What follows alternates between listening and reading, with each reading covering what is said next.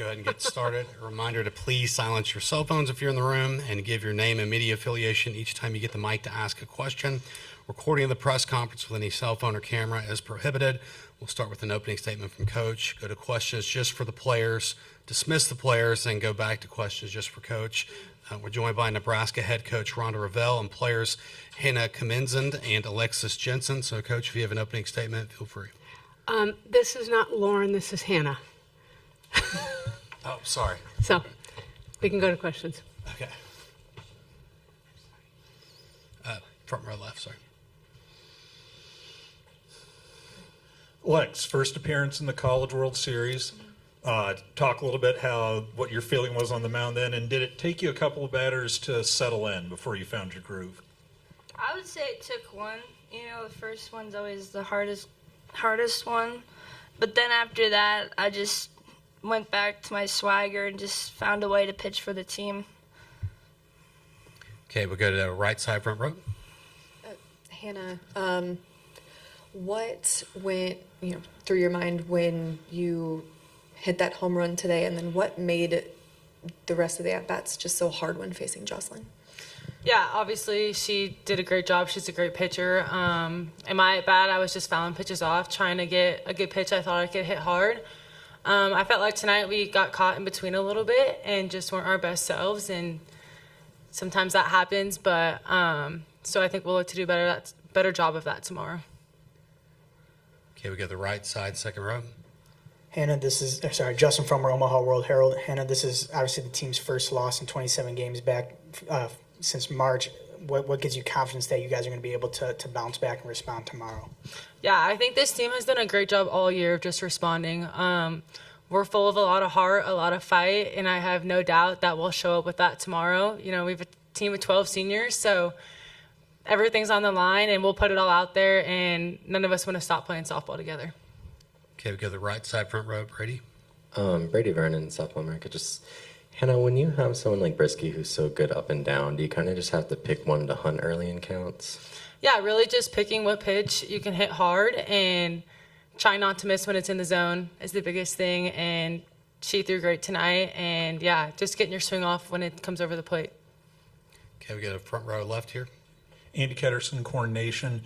Expanding on Brisky just a little more, what part of her skill set or abilities makes her so tough to catch up with, and why do you think you did on your home run? Yeah, I think just her ability to move the ball to all parts of the zone, and then obviously she can change speeds on top of it, and she has full confidence in throwing it to all quadrants of the zone at any time in the count. She pounds the zone, and yeah, you could kind of see that in my at-bat. She threw lots of pitches all over the place, and that's kind of what I was doing, was trying to get rid of the ones I didn't really want and try to get something that I felt a little bit more better about hitting hard. More questions for players? Okay, thank you. Thank you. Questions for Coach Revelle? Okay. We'll start on the left side, second row, Eric. Eric Lopez, D1 softball coach. What did you see from Jordy out there early on in the game? Well, she just said it. She didn't have her best start today. Walking that first batter is not customary for her. You look at her walk to strikeout ratio, and that is not common. And then she hit a batter, and then, we almost got out of it, and then, left a ball on the plate, and it got hit hard. So that for her, if you just know her, she needs to be able to sleep tonight because she just takes that stuff so personally. But she's going to get back out there and she's going to fight again and do her best. Here's the truth. We didn't play our best softball today, and that's what we talked about in the locker room. We threw the ball around a little bit. It just wasn't clean. And I think I said coming into postseason, we had one inning like that against Rutgers, and we were able to recover. But it's been a long time since we've played softball that looked like that. And, so it's really unfortunate on a stage like this that we didn't play our best softball, but we've still got life. And what I told them in the locker room is we have 18 hours until the next game, so we can't spend a lot of time on this game. We can debrief about things that we want to do better, and that can maybe address some things in this game. And we spent some time doing that, but we've got to be able to turn the page, get some rest, and come out with a fighting spirit tomorrow because Texas is really tough. I mean, we're just down to that place in the season where everybody is so good, and you can't give them anything extra, and we gave a lot of extras today. Okay, we go to the right side, front row. Amy Jess, Lincoln Journal-Star, over here. Was there a specific moment where you're like, okay, it's Lex's turn? Did Jordy say something? And then what did you see from Lex when she came in? So, no, Jordy didn't say anything. We went back and forth about who we were going to start, have a full confidence in Lex. I just thought that on this stage in that moment, it was Jordy's to take, just like I thought Brisky would take it for them because they've got a freshman that's outstanding as well. But just in a game of this magnitude, I thought that, I'd make that call again, and not because we don't have full confidence in Lex. It's just the situation where we've got a veteran. But yet we had her ready to go. We didn't have to get her ready to go. We had her ready to go. I thought she came in and did really well. I could tell that first hitter, she said it, the pitches that she didn't locate weren't even really close to what we called, but then she bounced right out of it and did a really nice job. So I think if there's a bright spot in the game, there are two. We didn't quit fighting. We don't quit fighting.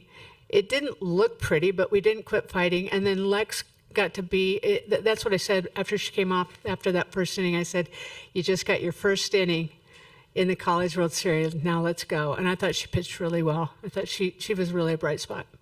Okay, we got the left side, front row right here. Andy Ketterson, Corn Nation.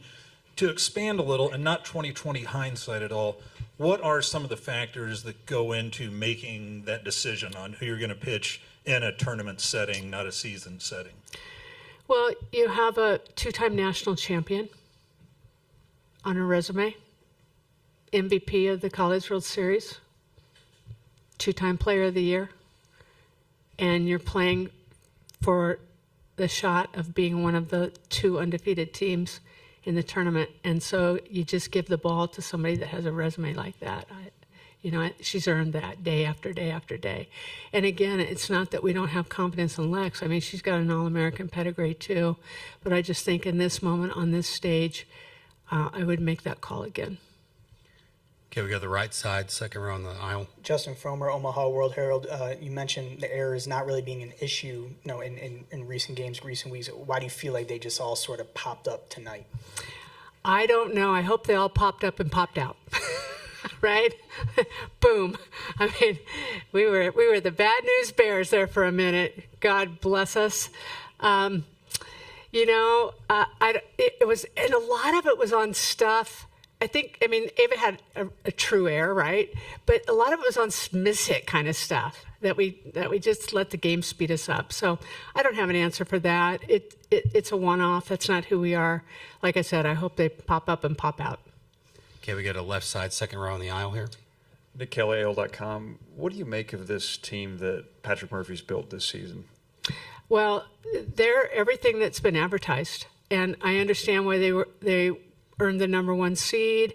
As I was prepping for them, I didn't pay a lot of attention through the season because we didn't play them. We played a lot of teams in the SEC, but as I was prepping for them, a lot of the teams that we had played had a really tough time against them, and people weren't scoring many runs.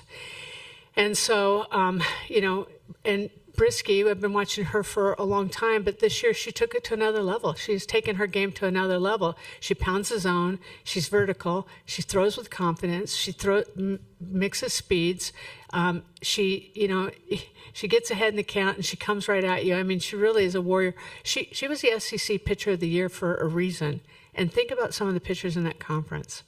And I understand after facing her today why she got that designation, because she was so good tonight. I thought she was really good. Okay, we go to the right side on the front row. Brady. Brady Vernon, Softball America. Just the calling Lex a bright spot. Just how big is it for her to get that experience, knowing that you'll probably need her to go through this losers bracket run now? Oh yeah, that was critical. Jordy was already up to 40 pitches, and so Lori and I were talking. It's like we need to get Lex in there for that very point, and we need to get her, her land legs under her. And so in that sense, mission accomplished. So we kept Jordy's pitch count down. We didn't run that up, and we got Lex 4 innings against a really good team in the College World Series. Okay, we go to the left side, front row right here. Andy Ketterson, Corn Nation. On that not hit by pitch, and there was a very similar situation, almost the exact situation in Minnesota. What explanation were you given as to why that wasn't a live ball and the batter or the runner out at second? The umpire said that she had called time to talk to the coach and the batter. Okay, this is the last question. Second row on the right. Justin Fromer, Omaha World Herald. What are just the biggest challenges with this quick turnaround against a team you've already faced this year? They're on a day's rest and obviously big stakes attached to it. Yeah, I think it's mostly the recovery. Getting good rest, getting hydration. It's hot out there, and then just being able to emotionally flush. And for the coaches, it's getting your scout ready. But it's a challenge, but other people are doing it too. It's kind of like when we have weather. It's like when the rain delay, because they've got to do it too. So somebody else has got to do it too. Now I know Texas didn't play today, but at some point in time they've had to turn around and play again, and they did it yesterday. Okay, that'll wrap things up for Nebraska. Thank you. Thank you.